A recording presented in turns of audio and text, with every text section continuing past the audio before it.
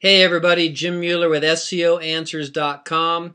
A question of the day is, what exactly is keyword research, keyword analysis? So let's jump right in.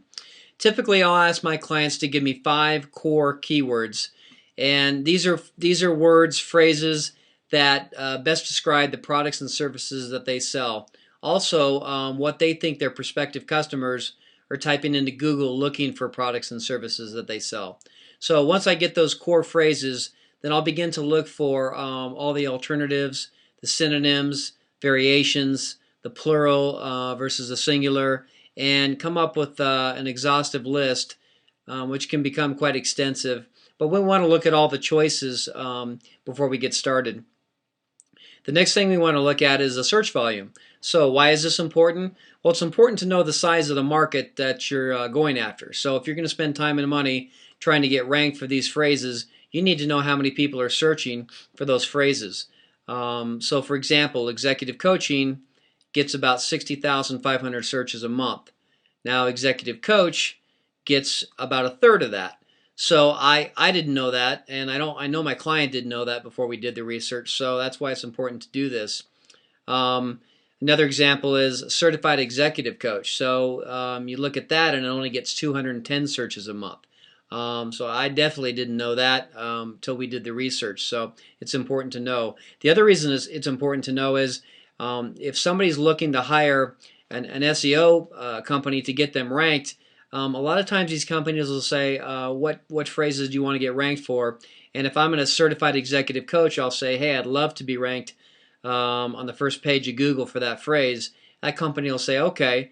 And then $2,000 later, you're on page 1 of Google for this phrase, but it only has 210 searches a month, which you probably didn't know. And you're not going to get all those searches. You're only going to get a percentage.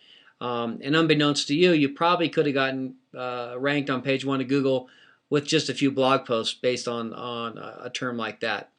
It just depends on how competitive it is, but sometimes you got to know the search volume, how competitive it is before you know how much you need to spend on SEO. The next thing we look at is the number of competing pages. So you basically want to know how competitive these phrases are. And one of the quick ways to determine that is to look at the number of competing pages. So if we take executive coaching, we do a search in Google for that. Here we see results 1 through 10 of about 1,160,000 competing pages. So this number gives me an idea of how competitive that phrase is, and then I can use that information to make a recommendation to my client.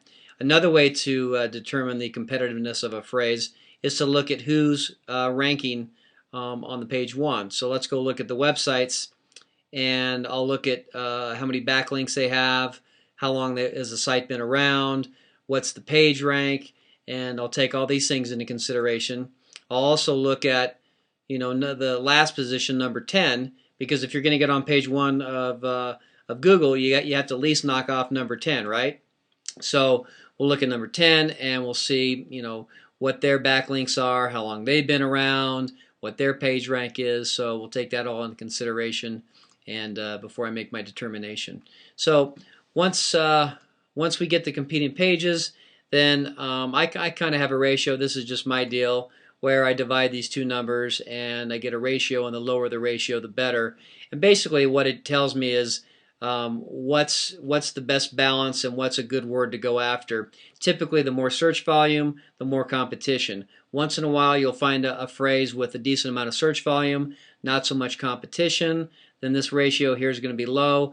That might be a phrase we're going to go after. So once we do all this analysis, what comes out of that is a list of keyword phrases that I call our keyword palette.